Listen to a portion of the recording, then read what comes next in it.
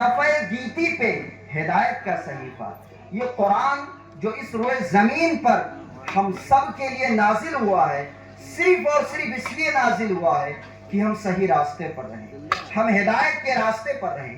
اسی لیے تو اللہ وحدہ لا شریک نے قرآن عظیم میں کئی جگہوں پر، کئی مقامات پر ہدایت کے بارے میں ارشاد فرمایا، ہدی للناس۔ یہ قرآن لوگوں کے لیے ہدایت کی کتاب ہے۔ ہدی للمتقین، یہ قرآن متقین کے لیے ہدایت ہے۔ ہم پڑھتے ہیں سورۃ البقرہ کی شروعاتی آیتیں، الف لام میم ذالک الکتاب لا ریب فیہ ہدی للمتقین۔ یہ وہ عظیم کتاب ہے جس میں کسی قسم کی شک کی گنجائش نہیں۔ پھر آگے اللہ فرماتا ہے کہ جب اس میں شک ہے ہی نہیں، کوئی کسی قسم کی شک لا ہی نہیں سکتا ہے، تو اب اس میں کیا کرنا ہے؟ ہدی للمتقین، یہ متقین کے لیے ہدایت بن جائے گی، لوگوں کے لیے ہدایت بن جائے گی۔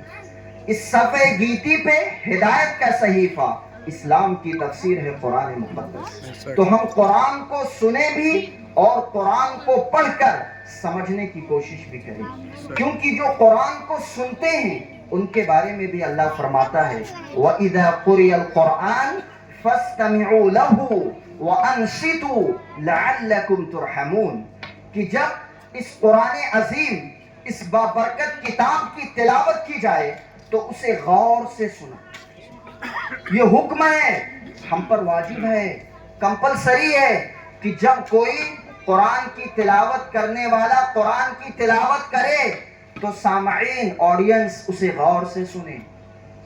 وَأَنصِتُوا، پھر آگے اس کا ریزن بتا رہے ہیں لَعَلَّكُمْ تُرْحَمُونَ، اسے غور سے اس لیے سنو کہ تاکہ خدا کی جانب سے تم پر رحمتیں خوب نازل ہوا کریں۔ سننے سے ہی معاملہ رفع دفع نہیں ہو جائے گا، بلکہ آپ کو قرآن عظیم پڑھنا بھی پڑے گا، قرآن عظیم اپنے بچوں کو سکھانا بھی پڑے گا، قرآن عظیم کی طرف خود کو بھی مائل کرنا ہے اور اپنے بچوں کو بھی مائل کرنا ہے۔ اس لیے کہ اگر ہم نے آج قرآن عظیم کی طرف خود نہ مائل ہوئے اور دوسروں کو، اپنے بچوں کو، اپنے گھر والوں کو قرآن کی طرف ان کے رخ کو نہ موڑا، تو یاد رکھنا ہماری قسمت عزت والی نہیں رہے گی، بلکہ ہماری قسمت ذلت والی بن جائے گی۔ ہمیں قرآن سے اپنے آپ کو جوڑنا ہے۔ ڈاکٹر اقبال کیا کہتے ہیں؟ وہ معزز تھے زمانے میں مسلمان ہو کر، صحابہ کرام کی ذات آپ ان کی ہسٹری پڑھیے، وہ قرآن عظیم سے اپنا رشتہ مضبوطی کے ساتھ قائم رکھتے تھے، وہ قرآن کی آیتوں کے خلاف کبھی جایا ہی نہیں کرتے تھے، بلکہ قرآن میں جو حکم ہے اسی پر عمل پیرا ہونے کے لیے ہمیشہ کوشاں رہتے تھے، ہمیشہ کوشش میں لگے رہتے تھے۔ اسی لیے تو ڈاکٹر اقبال پکار اٹھے، وہ معزز تھے زمانے میں مسلمان ہو کر، اور ہم خار ہوئے، ہم ذلیل ہوئے تارک قرآن ہو کر۔ آج ہم نے قرآن کو چھوڑ دیا ہے۔ قرآن ہمیں کیا بتاتا ہے؟ آج ہم نے ان چیزوں کو سمجھنے کی کوشش ہی نہیں کی، بلکہ قرآن سے ایک دم اپنے رشتے کو ہم نے دور کر دیا۔ تو قرآن سے ہمیں جڑنا پڑے گا۔ قرآن سے ہم جڑیں گے تو ہمیں یہ بتائے گا کہ اپنے ماں باپ کے ساتھ حسن سلوک کیسے کریں۔ جب ہم قرآن سے اپنے رشتے کو مضبوط کریں گے تو یہی قرآن ہمیں بتائے گا نماز کیسے پڑھنا ہے۔ جب ہم اس قرآن سے اپنے رشتے کو مضبوط کر دیں گے تو یہی قرآن ہمیں بتائے گا کہ زنا کرنا سب سے بڑا گناہ ہے۔ جب ہم قرآن سے اپنے رشتے کو مضبوط کر لیں گے تو یہی قرآن ہمیں بتائے گا کہ کسی مجبور پر، کسی مظلوم پر، کسی مسلمان پر ناحق ظلم کرنا سب سے بڑا گناہ ہے۔ جب ہم اس قرآن سے اپنے رشتے کو مضبوط کر لیں گے تو یاد رکھنا ہماری زندگی پھلتی اور پھولتی نظر آتی ہے۔ جب ہم اپنے آپ کو مسلمان کہہ چکے ہیں تو پھر یہی اسلام ہمیں اچھائیوں کا حکم دے گا، کیونکہ اللہ فرماتا ہے یا ایھا الذین آمنوا ادخلوا فی السلم کافہ، کہ اے ایمان والوں اسلام میں مکمل داخل ہو جاؤ۔ کیا فرمایا اللہ نے؟ اسلام میں مکمل داخل ہو جاؤ۔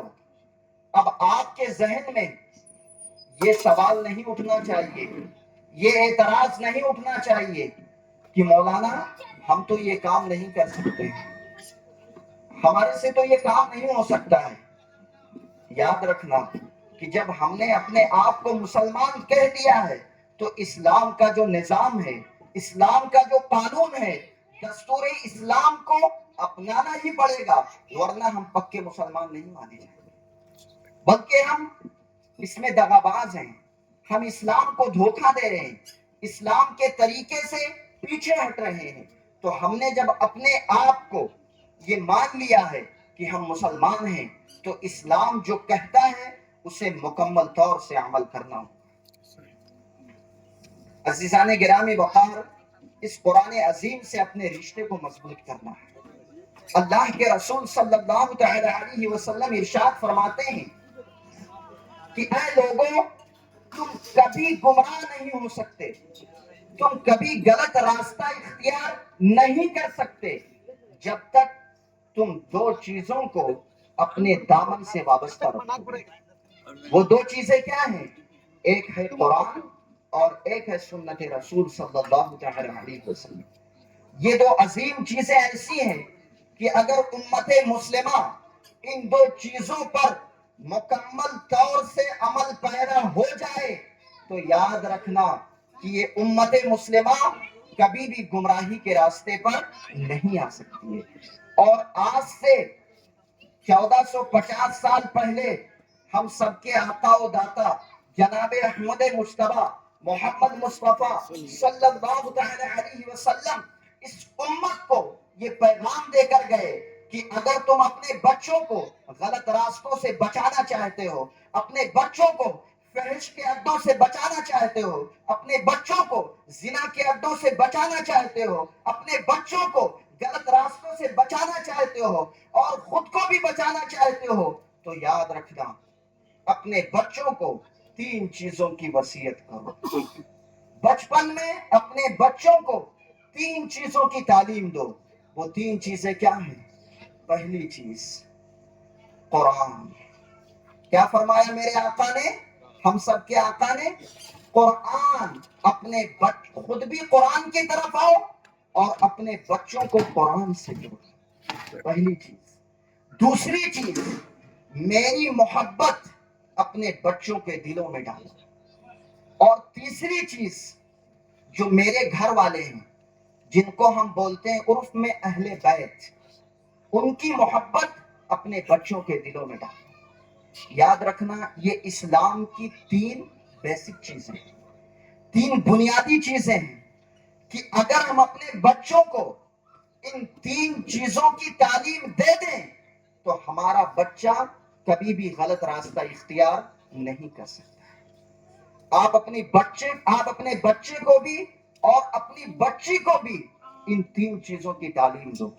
قرآن سے جوڑو انہیں، رسول اللہ صلی اللہ علیہ وسلم کی محبت ان کے دل میں ڈالو، اور تیسری چیز کہ نبی کریم صلی اللہ تعالی علیہ وسلم کے جو گھر والے ہیں ان کی محبت اپنے بچوں کے دلوں میں ڈالو۔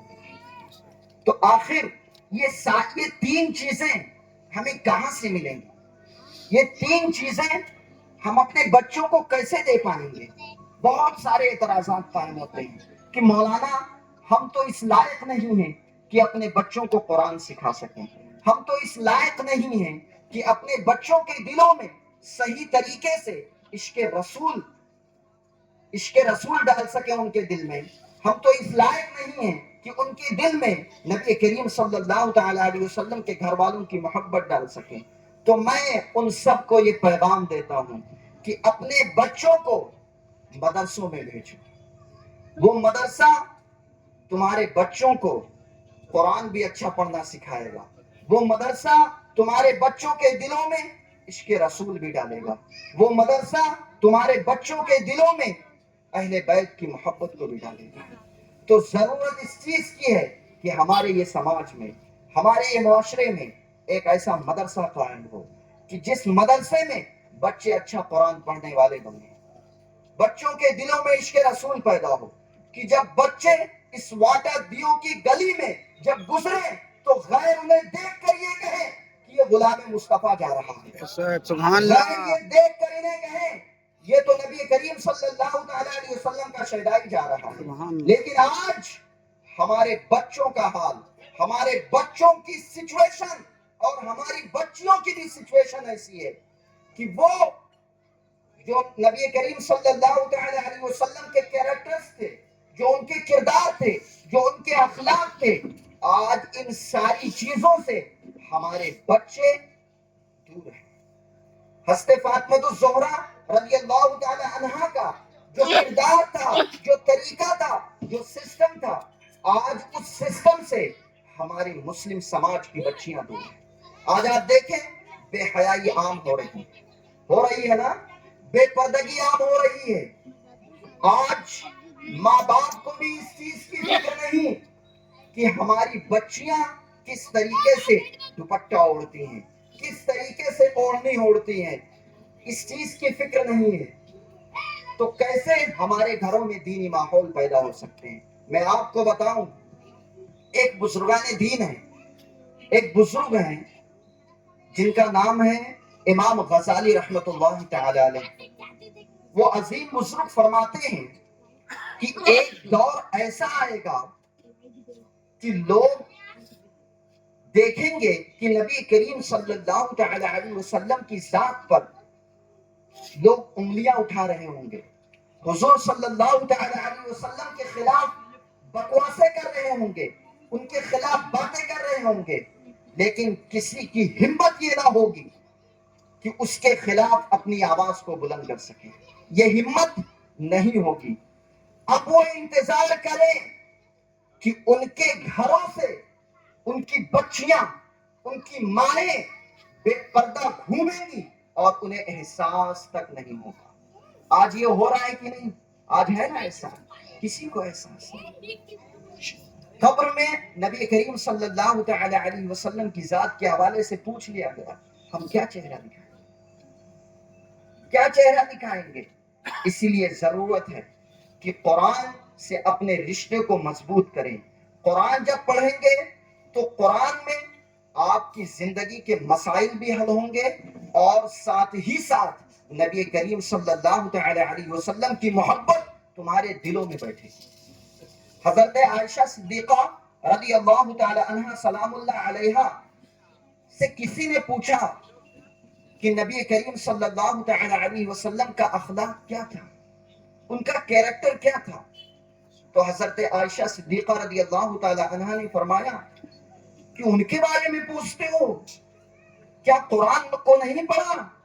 قرآن کو پڑھ، پورے قرآن میں میرے رسول کا اخلاق موجود ہے۔ سبحان اللہ، اسی لیے عزیزان گرامی وقار، اپنے آپ کو، اپنے بچوں کو قرآن سے جوڑنے کی کوشش کرو۔ اگر آج ہم نے قرآن سے اپنے رشتے کو مضبوط نہ کیا تو ہم ایک سے ایک گناہ کریں گے، بڑے سے بڑے گناہ، اور ہمیں احساس تک نہیں ہوگا۔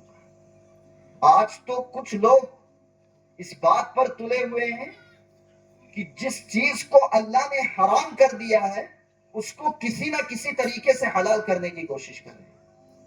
آج اس طریقے کے معاملے ہیں۔ تو یہ دور بہت ہی خطرناک دور ہے۔ اس دور میں خود کی بھی حفاظت کرنا ہے اور ساتھ ہی ساتھ اپنی بچیوں کی بھی حفاظت کرنا ہے۔ اپنی بچیوں کی حفاظت اس لیے کرنا ضروری ہے کہ وہ بچیاں اگر اگر ان کی نشاندہی نہ کرتے رہے تو آپ کی بچی آپ کے ہاتھ سے نکل جائے گی اور آپ کچھ بھی نہیں کر پائیں گے۔ اسی لیے آپ اپنے بچے، اپنی بچیوں دونوں کو قرآن سے جوڑیں، نبی کریم صلی اللہ تعالی علیہ وسلم کی محبت سے جوڑیں اور ساتھ ہی ساتھ اہل بیت کی محبت سے جوڑیں۔ اگر یہ بیسک چیزیں آپ نے اپنے بچوں کے دلوں میں ڈال دی تو یاد رکھنا ہر جگہ آپ کے بچے کامیاب و کامران نظر آئیں گے۔ اسکول بھی جائیں گے، کالج بھی جائیں گے تو وہاں بھی ان کے دلوں میں عشق رسول ہی رہے گا۔ تو پیارے آقا صلی اللہ تعالی علیہ وسلم کے پیارے دیوانوں، میں نے جن چیزوں کا پیغام آپ سب تک دیا ان چیزوں پر عمل کرنے کی کوشش کریں گے نا انشاءاللہ؟ عمل کریں گے نا انشاءاللہ؟ اللہ تبارک و تعالیٰ کی بارگاہ میں دعا ہے کہ اللہ تبارک و تعالیٰ ہم سب کو قرآن سے اپنے رشتے کو مضبوط قائم رکھنے کی توفیق رفیق عطا فرمائے۔ وما علینا الا البلاغ۔ السلام علیکم۔